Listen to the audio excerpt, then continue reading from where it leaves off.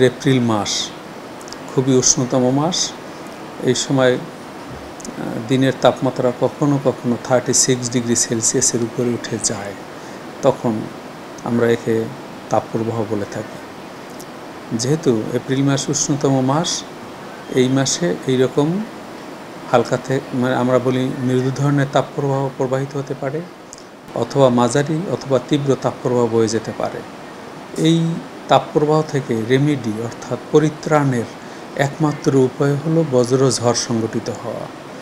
যেমন আজকে 5:30 থেকে প্রায় 8 মিনিট ধরে ঢাকায় একটি বজ্রঝড় বয়ে গেল, যেখানে বাতাসের গতিবেগ ছিল 66 কিলোমিটার প্রতি ঘন্টা। এটি একটি মাঝারি শক্তিমাত্রার কালবৈশাখী ঝড়।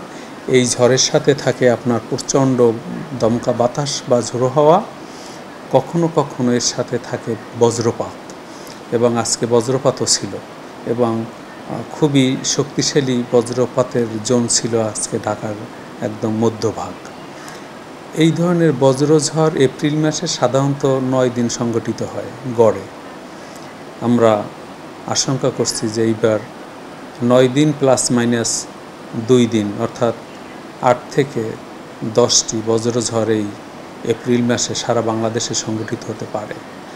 ঢাকায় কালকে বজ্রঝড়ের প্রবণতা একটু কম, তবে 12, 13, 14, 15, 16, 17, 18 এপ্রিল পর্যন্ত বিচ্ছিন্নভাবে দেশের বিভিন্ন অঞ্চল এবং ঢাকায় অস্থায়ীভাবে দমকা বাতাস এবং ঝোড়ো হাওয়া সহ বৃষ্টি অথবা বজ্রসহ বৃষ্টির আশঙ্কা রয়েছে, এবং এর সাথে থাকবে কিন্তু প্রচণ্ড বাতাস।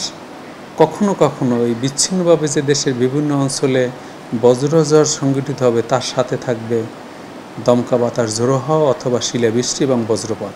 সুতরাং এই বজ্রপাতে প্রতি বছর গড়ে 300 থেকে 400 লোকের প্রাণহানি ঘটে।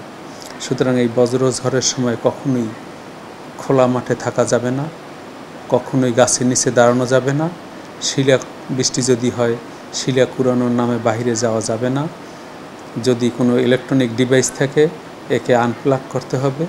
যদি আপনি পানির মধ্যে থাকেন, তাহলে পানি থেকে ইমিডিয়েটলি বের হয়ে তাকে নিরাপদে ঘরে চলে আসতে হবে, এবং কোনো কর্মী বাইরে যাওয়া যাবে না, এবং ইলেকট্রিক পোলের নিচেও দাঁড়ানো যাবে না।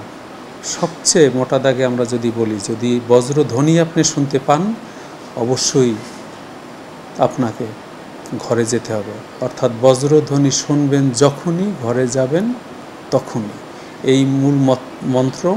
এবং বাংলাদেশ আবহাওয়া অধিদপ্তর কর্তৃক যেসব আগাম বজ্রঝড়ের সতর্কবার্তা দেওয়া হয়, সেগুলো যদি পুঙ্খানুপুঙ্খানুভাবে মেনে চলে, এবং বজ্র মেঘ দেখে চেনার উপায় এবং এর সাথে যে সংশ্লিষ্ট বজ্রপাত থাকে, তা যদি আমরা চিনতে পারি প্রান্তিক পর্যায়ে, তাহলে এই বজ্রঝড়ের ফলে যে প্রাণহানি সংঘটিত হয়, তা বহুলাংশে কমিয়ে আনা সম্ভব।